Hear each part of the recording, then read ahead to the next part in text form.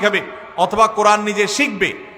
এই কোরআনের জ্ঞান, হাদিসের জ্ঞান, ইসলামের জ্ঞান অর্জন করার জন্য যদি কেউ মসজিদে যায়, এই যাওয়ার কারণে আল্লাহ রাব্বুল আলামিন তাকে এহরামকারী, হজ আদায়কারী ব্যক্তির সমপরিমাণ সওয়াব দান করবেন। তাহলে তিনটা আমল পেলাম। 3 নম্বর আমল হলো যে যদি কেউ মসজিদে জ্ঞান অর্জন করার জন্য যায়, কোরআন হাদিসের ইলম অর্জন করার জন্য যায়, তাবরানী শরীফে এই সম্পর্কে হাদিসে বর্ণিত হয়েছে, নবী সাল্লাল্লাহু আলাইহি ওয়াসাল্লাম বলেছেন, মান গাদা ইলাল মসজিদি লা ইউরিদু ইল্লা আন ইয়াতাআল্লামাহু খায়রা ইল্লা আন ইয়াতাআল্লামা খায়রান আও ইউআল্লিমাহু। কোন ব্যক্তি যদি মসজিদে যায় কোরআন হাদিসের কোন জ্ঞান অর্জন করবার জন্য বা জ্ঞান দেওয়ার জন্য, শিক্ষকতা করবার জন্য, কানা লাহু কাআজরি হাজ্জিন তাম্মান হাজ্জাতুহু, তাহলে আল্লাহ তাআলা তাকে এমন একটা হজের সওয়াব দিবেন যে হজটা পরিপূর্ণ হজ। সুবহানাল্লাহ, অপূর্ণ না, পরিপূর্ণ হজের সওয়াব দান করবেন।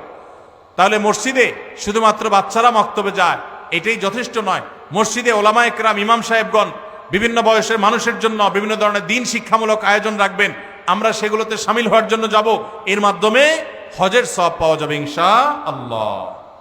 4 নম্বর, মসজিদে কেউ 5 ওয়াক্ত নামাজের জন্য যখন বের হবে, 5 ওয়াক্ত নামাজ পড়ার জন্য বের হলে, আল্লাহকে সন্তুষ্ট করার জন্য 5 ওয়াক্ত নামাজের উদ্দেশ্যে মসজিদে বের হওয়াটাও মানুষকে হজের সওয়াব এনে দেয়।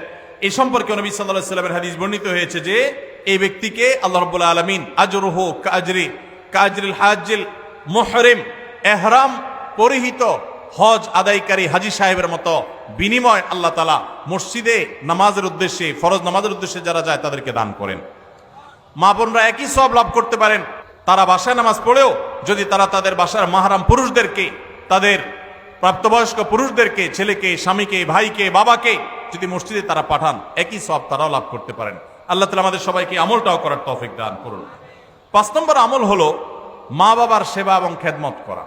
এই সম্পর্কে তিরমিজি শরীফের একটি হাদিস বর্ণিত হয়েছে, এক সাহাবী নবী করিম সাল্লাল্লাহু আলাইহি সাল্লামের কাছে এসে তার ইবাদত বন্দেগী যেগুলো তিনি শারীরিকভাবে করতে পারেন সেগুলোর পাশাপাশি আর্থিক ইবাদতের প্রতি তার আকুতির কথা জাহির করলেন।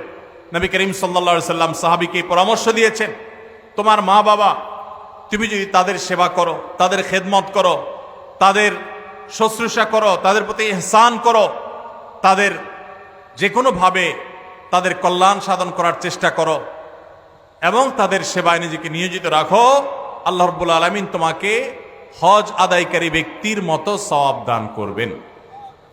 তাহলে ভাইরা, আমরা দেখলাম 5 ওয়াক্ত নামাজের পর 33 বার সুবহানাল্লাহ, 33 বার আলহামদুলিল্লাহ এবং 33 অথবা 34 বার আল্লাহু আকবার যে কোনটা করলেই হবে। এই আমলের মাধ্যমে আমরা হজের সওয়াব পাবো ইনশাআল্লাহ। ফজর নামাজের জামাত আদায় করার, ফজর নামাজ আদায় করার পর সূর্য ওঠার 15-20 মিনিট পরে ওই পুরো সময়টুকু বসে বসে জিকির আজকার, কোরআন তেলাওয়াত, দিন শিক্ষা এগুলোর মধ্যে মাশগুল থেকে এরপরে উঠে যদি আমি 2 রাকাত নামাজ পড়ি, আল্লাহ তাআলা হজের সওয়াব দান করবেন এবং উমরার সওয়াব দান করবেন। আর 3 নম্বর হলো মসজিদে যদি কেউ দিন শিক্ষার জন্য বা দিন শিখাবার জন্য যায়, তাহলে এই যাওয়ার কারণে শুধুমাত্র আল্লাহ রাব্বুল আলামিন ওই ব্যক্তিকে পূর্ণাঙ্গ হজের সওয়াব দান করবেন।